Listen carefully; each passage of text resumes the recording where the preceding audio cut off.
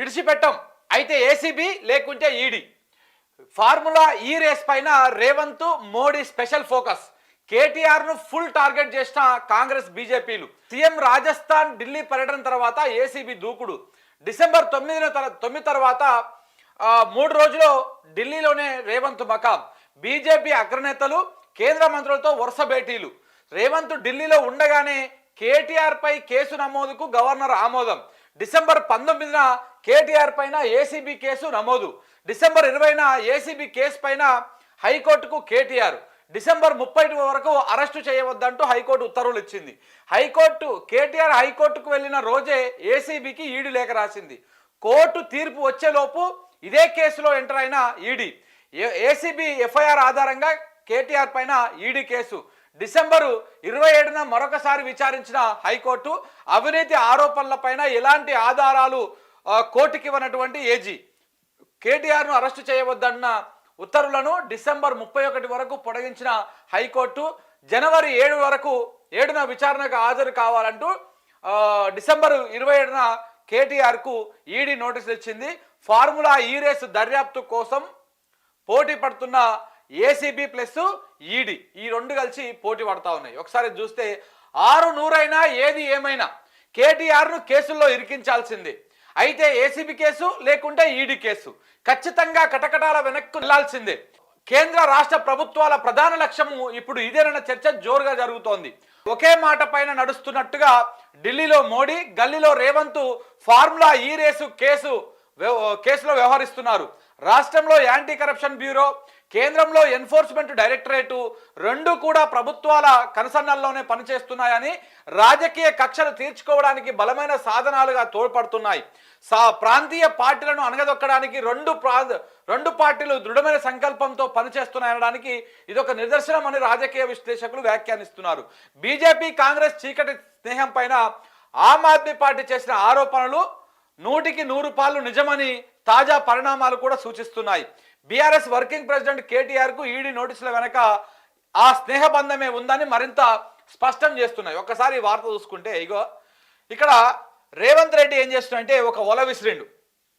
ఏది ఫార్ములా ఈ రేస్ అనేటువంటి కేసు తీసుకొచ్చి కేటీఆర్ ఎట్లనే చేసి అరెస్ట్ చేయాలి, ఏదో కేసులో ఇరికియాలి. దానికోసం ఏం చేసిండు రేవంత్ రెడ్డి ఒక ఒల విసిరిండు. ఈ ఒలకు చిక్కడో మరి కేటీఆర్ ఈ ఒలకు చిక్కడో అని చెప్పేసి దీనికి ఇంకొక ఆల్టర్నేట్గా మోడీతోని ఈడీతోటి ఇంకొక వలని ఇసిరేయించిండు అనమాట. అదే పెట్టిండు. అయితే ఈ వలకు చిక్కాలి లేకపోతే ఈ వలకు చిక్కాలి, లేకపోతే ఈ వలకు తప్పకుండా చిక్కాలి. ఈడీ అంటే తెలుసు కదా, ఈడీకి సాక్ష్యాలు ఆధారాలు ఏమున్నా ఏం లేకపోయినా కానీ కొన్ని రోజుల పాటు విచారణ పేరుతోటి, దర్యాప్తు పేరుతోటి వీళ్ళు సాక్ష్యాలను ఆధారాలను తారుమారు చేస్తారు, ప్రభావితం చేస్తారు అనేటువంటి వంకతోటి ఈడీ ఎలాంటి ఆధారాలు లేకపోయినా కానీ కొంతమందిని జైల్లో పెట్టినటువంటి సందర్భాన్ని మనం చూస్తాం. ఇప్పుడు లిక్కర్ పాలసీ కేసులో కావచ్చు, ఇప్పుడు రకరకాల కేసులలో కావచ్చు. ఇప్పటికే సుప్రీంకోర్టు కూడా ఈడీ పనితీరు పట్ల చాలా అనుమానాలు వ్యక్తం చేసింది. మొన్న కవితకు బెయిల్ వచ్చినటువంటి సందర్భం కావచ్చు, కేజ్రీవాల్కు బెయిల్ వచ్చినటువంటి సందర్భంగా కావచ్చు, మనీష్ సిసోడియాకు బెయిల్ వచ్చినటువంటి సందర్భంగా కావచ్చు, ఈడీ పనితీరును, ఈడీ విశ్వసనీయతను సుప్రీంకోర్టు తూర్పారబట్టింది, ఏకిపాడేసింది. ఎందుకంటే ఈడీ ఉట్టినే ఏ ఆధారం లేకపోయినా తీసుకుపోయి జైల్లో పెడుతుంది, జైల్లో పెట్టేసి చివరికి ఏం లేవని చెప్పేసి చేతులు ఎత్తేస్తుంది. ఇట్లా వీగిపోయినటువంటి కేసులు బొచ్చడు ఉన్నాయి, ఈడీ విచారణ చేస్తున్నటువంటి కేసులు. సో అలాగనే ఇప్పుడు ఏసీబీకి దొరకకపోవచ్చు ఒకవేళ కేటీఆర్. ఎందుకంటే మొన్న హైకోర్టులో కూడా జరిగినటువంటి విషయాన్ని మనము చూసినాం.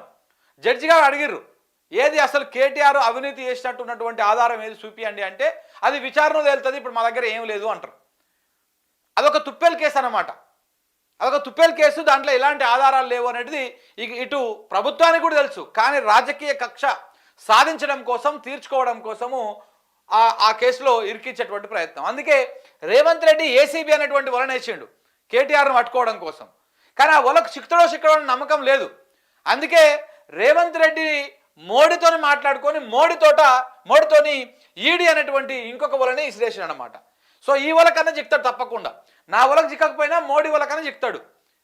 నా అంతిమ లక్ష్యం ఏంది, నేను సీఎంగా ఉన్నప్పుడే కేసీఆర్ని కానీ, కేటీఆర్ని కానీ, హరీష్ రావు కానీ ఇట్లా వీళ్ళని ఎవరో ఒకరిని నేను జైల్లో పెట్టాలి.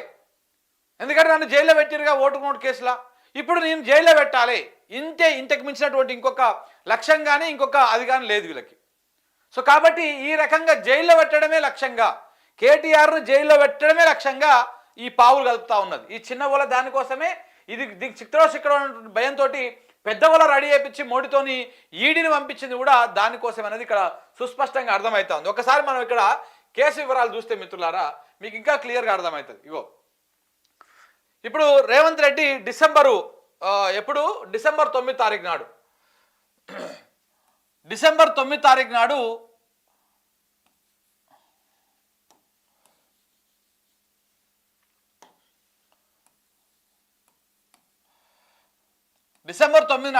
అసెంబ్లీ పెట్టిండు. అసెంబ్లీ పెట్టి తెలంగాణ తల్లి అని చెప్పేసి మన విగ్రహాన్ని ఆవిష్కరించారు కదా. సో ఆ విగ్రహాన్ని దాని మీద చర్చ పెట్టడం కోసం, ఒక తీర్మానం కోసం అక్కడ అసెంబ్లీలో చర్చ పెట్టారు. అంటే అసెంబ్లీలో ఆ రోజు చర్చ పెట్టారు. 9 తారీఖు నాడు అసెంబ్లీ పెట్టేసి తర్వాత వాయిదా వేసుకొని ఇక మొత్తము రాజస్థాను ఇట్లా ఢిల్లీ ఈ పర్యటనలోకి పోయిండు రేవంత్ రెడ్డి. పోయి రాజస్థాన్లో మరి అదానిని కలిసిరు అనేటువంటి వార్తలు కూడా వచ్చినాయి. అదానితోని చీకటి మాట్లాడుకున్నారు అని చెప్పి వార్తలు కూడా వచ్చినాయి. ఈయన రాజస్థాన్ ఢిల్లీ తిరుగుతున్న మధ్యలోనే కేటీఆర్ మీద కేసు పెట్టొచ్చు అని చెప్పేసి గవర్నర్ అనుమతి కూడా ఇస్తుంది. ఇక్కడ గవర్నరు అనుమతి కూడా ఇస్తారు కేటీఆర్ మీద కేసు పెట్టొచ్చు అని. ఎందుకంటే వీళ్ళు అంతకుముందుకే గవర్నర్ దగ్గరికి పంపించారు ఆ ఫైల్ని. ఈయన రాజస్థాన్ ఢిల్లీలో ఉన్నప్పుడే ఈ అనుమతి వచ్చేస్తుంది. అంటే అక్కడ రాజస్థాన్లో మరి వార్తలు వచ్చిన దాని ప్రకారం రాజస్థాన్లో ఈయన అదానిని కలిసిండని, అదాని చేత బీజేపీ మీద ఒత్తిడి తీసుకొచ్చి బీజేపీ చేత గవర్నర్ తోటి ఇక్కడ ఈ కేసుకు ఈ ఫైల్కు అప్రూవల్ ఇప్పించిరని వార్తలు వచ్చినాయి, విశ్లేషణలు కూడా వినిపించినాయి. సో కాబట్టి మరి ఏది నిజం అనేది నమ్మాల్సినటువంటి అవసరం కూడా ఉన్నది. ఇప్పుడు వాస్తవానికి చూస్తుంటే కూడా అది కొంత సిమిలర్గానే కనిపిస్తూ ఉంది. ఎందుకంటే నేను రాజస్థాన్లో ఢిల్లీలో ఉన్నప్పుడే గవర్నర్ అనుమతి ఇచ్చింది. సో అట్లా ఢిల్లీకి పోయిండు. డిసెంబర్ 9 తర్వాత ఢిల్లీకి పోయి దాదాపు 3 రోజులు అక్కడే ఉన్నాడు. 3 nights అక్కడే ఉన్నాడు.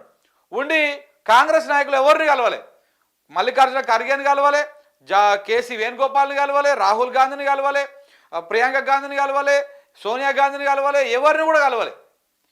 కాంగ్రెస్ అగ్రనాయకులు ఏఐసిసి నాయకులతో ఎవరితో కూడా రేవంత్ రెడ్డి భేటీ కాలేదు, ఎలాంటి సమావేశం జరగలేదు. 3 రోజులు ఢిల్లీలోనే ఉన్నా. కానీ ఆ 3 రోజుల పాటు బీజేపీ నాయకులతోటి ఫుల్ బిజీ ఉన్నాడు ఆయన. కేంద్ర మంత్రులను కలవడము, ఇంకా ఆ పేరుకి ఏం చెప్పారంటే మేము నిధులను అడగడం కోసమే పోయినాము అని చెప్పేసి చెప్పారు.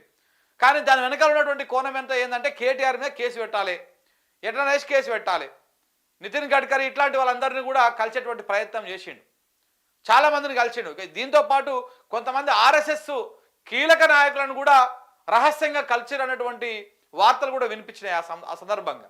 సో ఇట్లా బీజేపీ పెద్దలను, బీజేపీ కేంద్ర మంత్రులను ప్రసన్నం చేసుకొని మోడీకి సంబంధించినటువంటి విషయాలను, మోడీకి చేరవేర్చేటువంటి అంశాలను క్లియర్గా పూర్తి చేసుకొని ఇగో నేను పోతున్నా, నేను ఢిల్లీ నుంచి హైదరాబాద్కు పోగానే వెంటనే కేసు నమోదవుతుంది అని చెప్పేసి ఆయన ఢిల్లీ నుంచి హైదరాబాద్కు వచ్చిండు.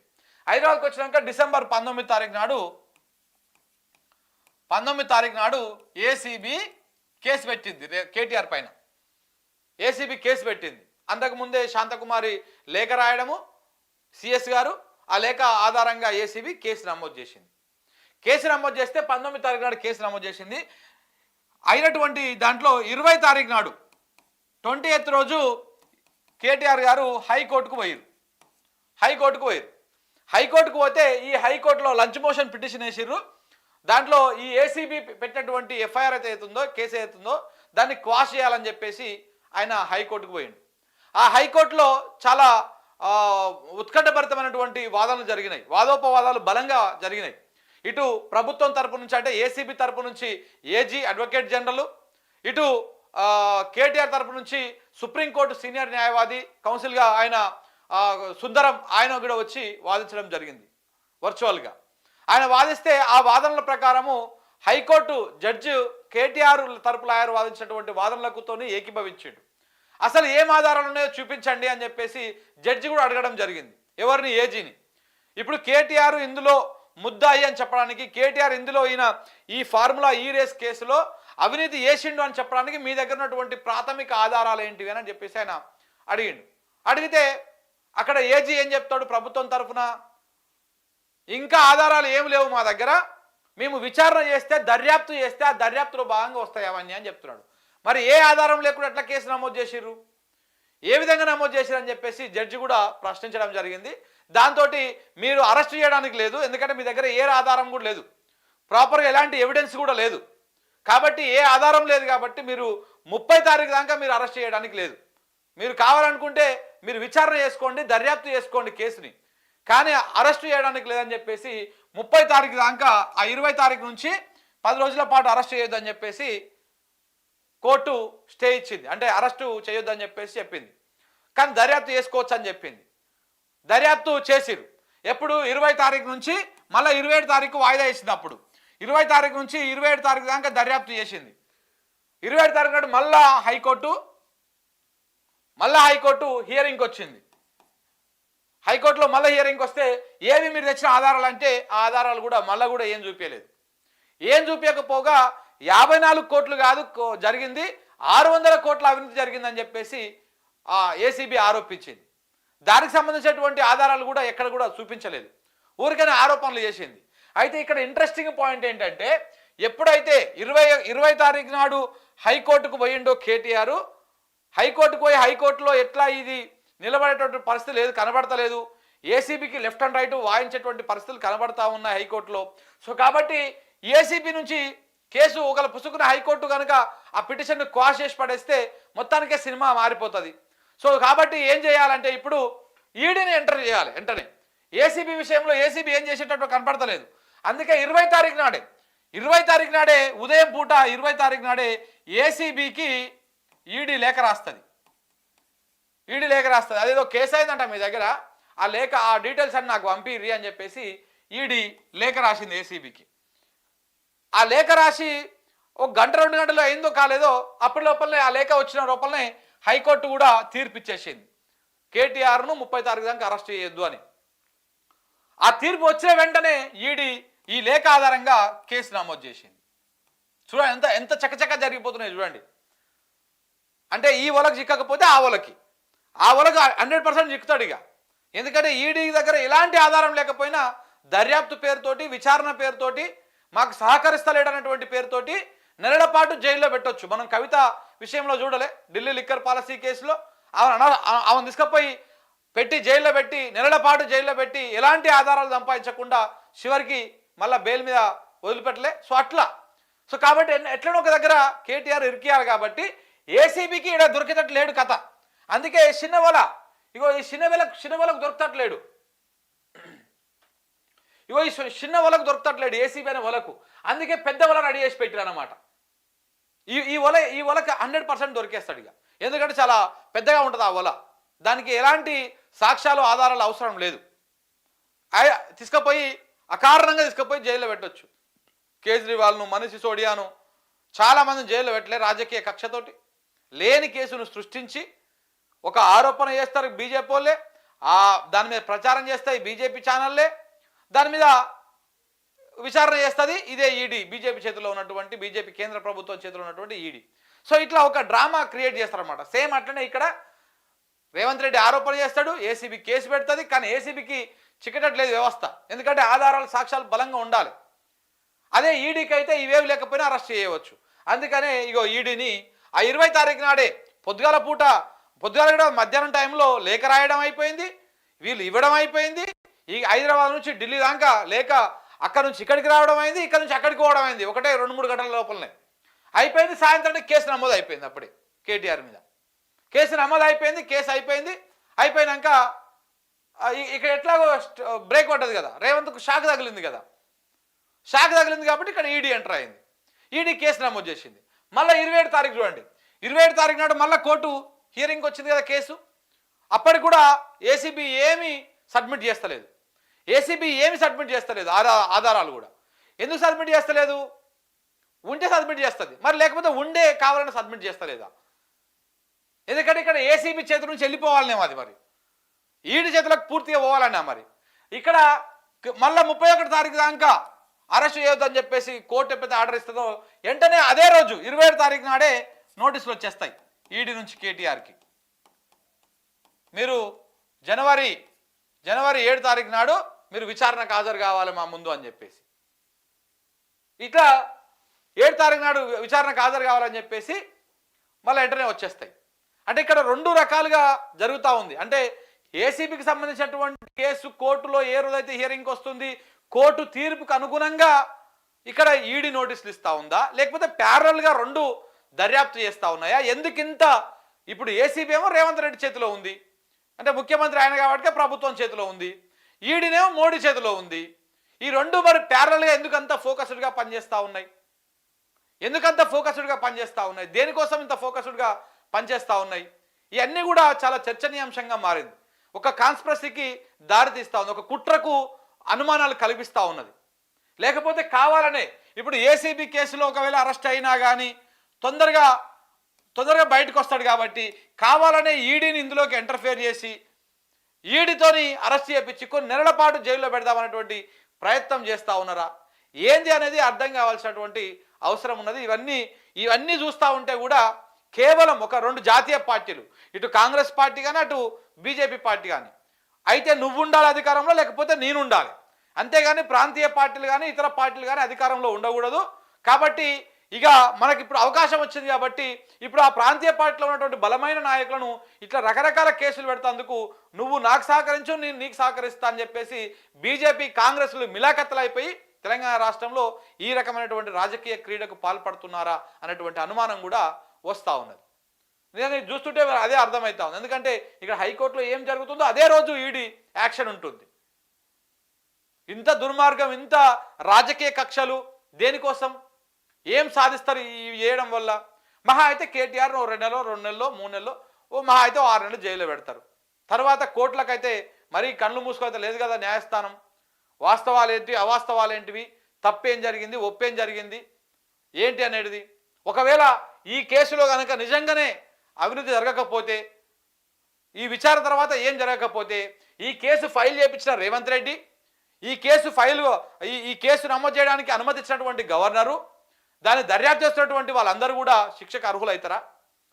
ఎందుకంటే లేనటువంటి కేసును తీసుకొచ్చి బురద పూసి దీన్ని మీరే కడుక్కోండి అన్నటువంటి ఇలాంటి సంస్కారం ఏంది, ఇలాంటి కార్యక్రమం ఏంది, ఇలాంటి కథ ఏంది?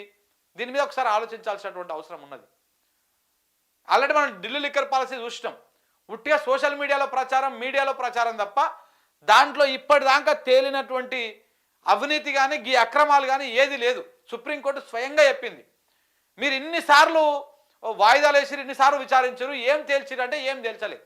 ఆమె కవిత ఫోన్లో ఒకటి పట్టుకపోయారు అంతే. ఏం తేల్చలే. వీళ్ళే స్టోరీ అల్లుకున్నారు. ఆ లోపల జైలు లోపల ఉన్నటువంటి వాళ్ళని ఎట్లా చేసిందంటే ఈడీ ఒక ఏ అనేటువంటి పర్సన్ అరెస్ట్ చేస్తుంది. అరెస్ట్ చేసి వీనితోటి ఒక స్టేట్మెంట్ ఇప్పించేసి ఈ స్టేట్మెంట్లో బి అనేటువంటి పర్సన్ పేరు వీళ్ళే చెప్పిస్తారు బలవంతంగా. చెప్పించేసి ఇగో ఇది చెప్పింది కాబట్టి బి అనేటువంటి పర్సన్ని అరెస్ట్ చేసినాం, ఇప్పుడు మళ్ళీ బి అనేటువంటి పర్సన్ అరెస్ట్ చేస్తారు. మళ్ళీ వీనితోటి బలవంతంగా స్టేట్మెంట్ ఇప్పిస్తారు. ఏదో ఒక రకంగా అయానో భయానో ఎట్లో రకంగా ఇట్లనే.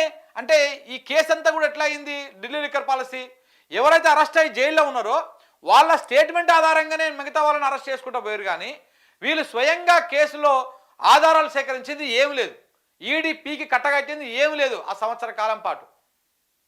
చివరికి సుప్రీంకోర్టు దాన్ని చూసి ఈడీకి లెఫ్ట్ రైట్ అన్ని తీరులా వాయించేసి అందరినీ రిలీజ్ చేసేసింది. జరిగినటువంటి వ్యవహారం ఇదే. ఇప్పుడు కేటీఆర్ విషయంలో కూడా రేపు ఇదే జరగబోతా ఉంది. ఇటు ఏసీబీ అబాస్పాలు కాబోతా ఉన్నది, రేపు ఈడీ కూడా అబాస్పాలు కాబోతా ఉన్నది. మోడీ రేవంత్ రెడ్డి రాజకీయ కక్షలో ఈ కుట్ర కోణంలో భాగంగానే ఇదంతా జరగబోతా ఉన్నది. ఇది జరుగుతున్నటువంటి వ్యవహారం. సో కాబట్టి దీంట్లో ఇదంతా కూడా దేనికోసం అయ్యా అంటే ఇదంతా కూడా చిన్న పొరపాటు జరిగిపోయింది. కేసీఆర్ కొంత తప్పు చేసినటువంటి వాడిని ఎంతటి వాడైనా కానీ వాని పట్ల కొంత కర్కశంగా ఉంటాడు. ఆ పొరపాటు వల్ల ఇవాళ బీఆర్ఎస్ పార్టీ కానీ బీఆర్ఎస్ నాయకులు కానీ ఈ కేసులు ఇవన్నీ ఎదుర్కోవాల్సి వస్తూ ఉంది. అప్పట్లో 4 ఎమ్మెల్యేలను బీఆర్ఎస్ పార్టీకి సంబంధించినటువంటి 4 ఎమ్మెల్యేలను కొనుగోలు చేసేందుకు బీజేపీ ప్రయత్నాలు చేసింది. గుర్తుకుందా మీకు? గుర్తుకుంది కదా. 2 సామీజీలను, దొంగ సామీజీలను, లంగలను 4-5 పంపించేసి చేసింది. దీని వెనకాల మొత్తం చక్రం తిప్పింది, చరిష్మా నడిపించింది మొత్తం బిఎల్ సంతోష్ అని చెప్పేసి ఆర్ఎస్ఎస్ హెడ్ క్వార్టర్స్ పెద్ద మనిషి అనమాట ఆయన. సో అంటే బీజేపీ కేంద్ర ప్రభుత్వానికి ఆదేశాలు జారీ చేసే ఒక కీలక వ్యక్తులల్లా అలాంటి కీలక వ్యక్తి బిఎల్ సంతోష్. ఆ బిఎల్ సంతోష్ ఈ కేసు మొత్తంలో వెనకాల ఉన్నాడని చెప్పేసి బిఎల్ సంతోష్ మీద కేసు నమోదు చేసిండ్రు కేసీఆర్ ప్రభుత్వం.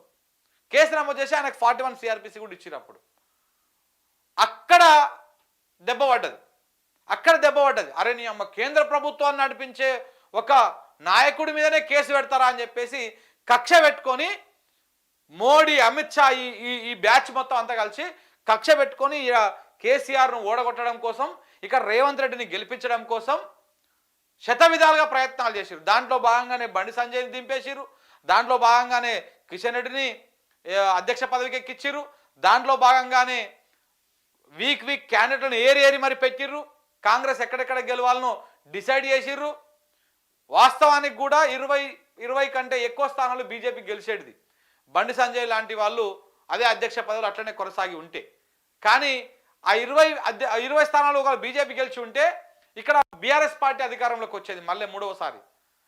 కానీ ఆ అవకాశం రావద్దు అని చెప్పేసి దానికి తోడు ఇటు కేసీఆర్ కూడా ఇటు మహారాష్ట్ర వైపు, కర్ణాటక వైపు పోతా ఉన్నాడు జాతీయ రాజకీయాలని.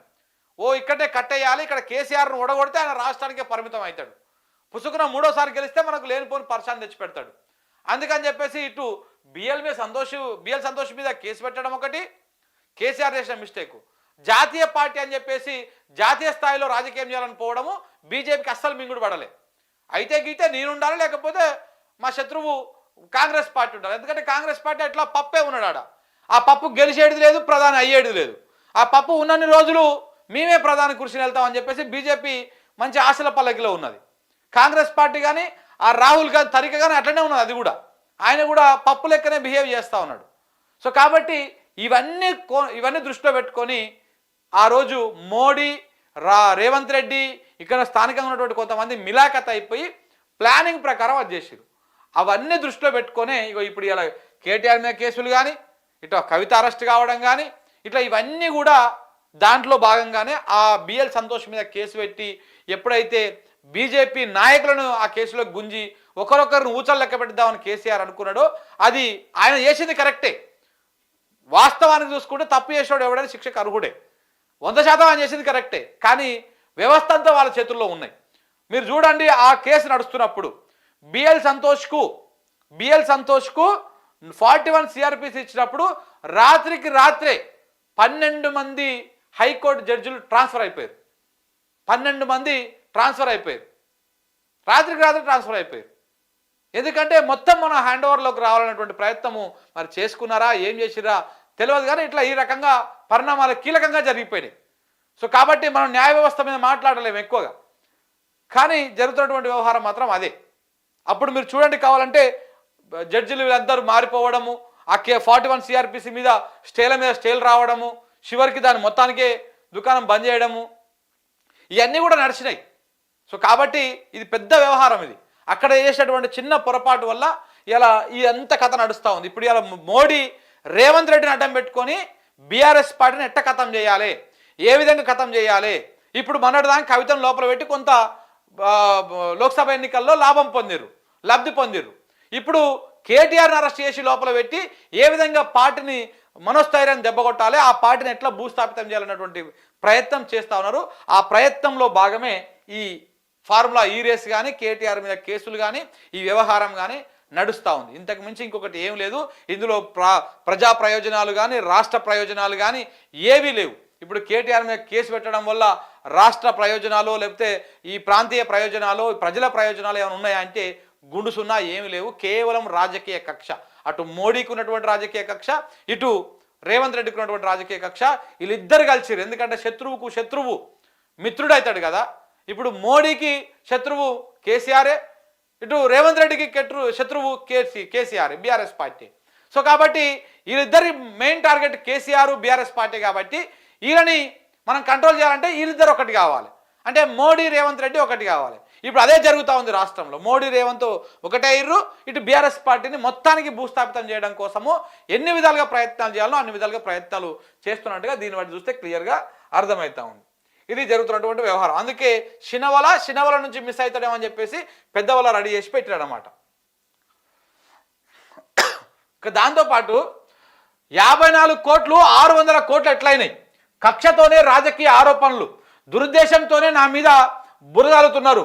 ఫార్ములా ఈ రేస్ కేసు పైన కోర్టులో కేటీఆర్ కౌంటర్ దాఖలు చేసిండు. వివరణ ఇవ్వాలని కోర్టు ద్వారా ఏసీబీకి ప్రశ్న. ఏసీబీ ఆ అబద్ధాలను అంగీకరించనన్న కేటీఆర్, ఎన్నికల కోడ్ ఉల్లంఘన అయితే ఈసీ ఎందుకు నోటీసులు ఇవ్వలే? ఈసీకి ఎందుకు ఏసీబీ వకాల్తా పుచ్చుకుంది? నష్టానికి సీఎం రేవంత్ రెడ్డి అసమర్థతే కారణం అని చెప్పేసి నిన్న ఆయన ఒక అఫిడవిట్ని మన కోర్టులో దాఖలు చేసిండు. అయితే దీని మీద కాంగ్రెస్ పార్టీ ఆస్థాన పత్రికలు కావచ్చు, ఆస్థాన ఛానళ్ళు కావచ్చు ఏం ప్రచారం చేసినాయి చూడండి ఒకసారి. ఇక్కడ కేటీఆర్ అఫిడవిట్లో ఇది పెడితే, నాకేం తెలియదు, మొత్తము అంతా అధికారులు చేసిర్రు ఫార్ములా ఈ రేస్ కేసులో, నాకేం తెలియదు అని చెప్పేసి ఇట్లా ఒక తప్పుడు వార్తను ఫస్ట్ V6 తోటి స్టార్ట్ చేసిండు. వీడు స్టార్ట్ చేయగానే ఇక నేనేం తక్కువ అని చెప్పేసి బిగ్ టీ ఓడి స్టార్ట్ చేసిండు. వెంటాడుతున్న అరెస్టు భయము, మాట మార్చిన కేటీఆర్ యూటర్న్ తీసుకున్నాడు అని చెప్పేసి వీడు స్టార్ట్ చేసిండు. వీడు అయిపోయినాక ఇంకొక ఛానల్, ఇదేంటి CVR అనేటువంటి ఛానల్ స్టార్ట్ చేసింది. ఇది అయిపోయినాక ఇంకొక ఛానల్ ఏదో స్టార్ట్ చేసింది, యూట్యూబ్ ఛానల్. ఇట్లా వరుస పెట్టి తప్పుడు విషయాలను అది చేసుకుని వచ్చారు. అసలు వాస్తవానికి ఏం జరిగింది? రేవంత్ రెడ్డి ఒక సందర్భంలో మాట్లాడుకుంటూ 600 కోట్ల స్కామ్ జరిగింది అసెంబ్లీలో అనుకుంటా అన్నది. 600 కోట్ల స్కామ్ జరిగింది అంటాడు. మరి 600 కోట్ల స్కామ్ జరిగింది అనడానికి ఆధారాలు లేవు. ఈ 54 కోట్లకు సంబంధించినటువంటి దానికే ఎలాంటి ఆధారం లేదు, 600 కోట్ల స్కామ్ జరిగిందని చెప్పేసి రేవంత్ రెడ్డి ఒక మాట మాట్లాడాడు. మరి ముఖ్యమంత్రి మాట్లాడినాక మేము అందులో పెట్టకపోతే ఎట్లా అనుకుందో ఏమో ఏసీబీ వెంటనే 600 కోట్ల స్కామ్ జరిగింది ఇందులో అని చెప్పేసి కోర్టుకు అఫిడవిట్ దాఖలు చేసింది.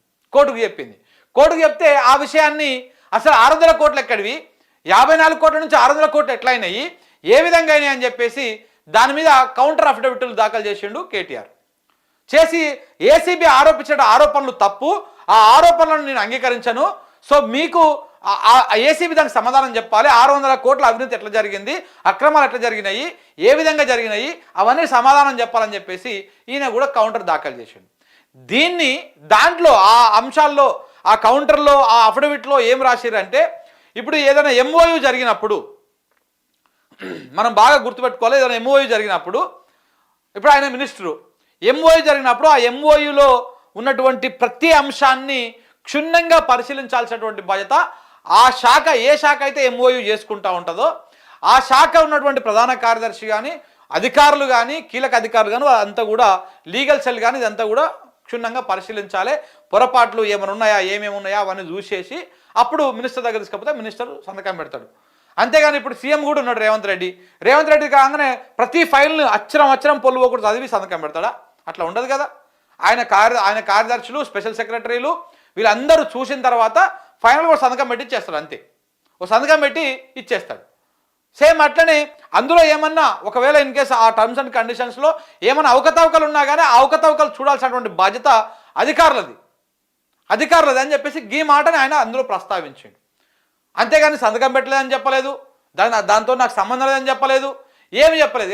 స్టార్ట్ చేసింది ఇవి ఇట్లా స్టార్ట్ చేయగానే ఇక సోషల్ మీడియా హ్యాండిల్స్ కావచ్చు, ఇవి కావచ్చు, ఇక చూడండి ఎట్ట చేస్తున్నాయి. ఇగో ఈవీలలో మొబిలిటీ వ్యాలీలో టాప్ ఛాంపియన్ చేయడానికి 50 కోట్లు అర్జెంట్ కట్టాలంటే కట్టండి. అరవింద్ కుమార్ గారు ఫార్ములా అక్రమాల కేసులో కేటీఆర్ మాట మార్చారు. డబ్బు చెల్లింపుతో నాకేం సంబంధం? ఇది అంటే నిన్న అఫిడవిట్ తర్వాత ఇట్లా ఛానల్ అన్ని బ్రేకింగ్ చేసి హడావుడి చేసి ఏదో చేసేటువంటి ప్రయత్నం చేసి దీని మీద మొత్తము మళ్ళా కేటీఆర్ మాట మార్చిండు అని చెప్పేసి ఇట్లా తప్పుడు ప్రచారాన్ని మొదలుపెట్టాయి అన్నమాట.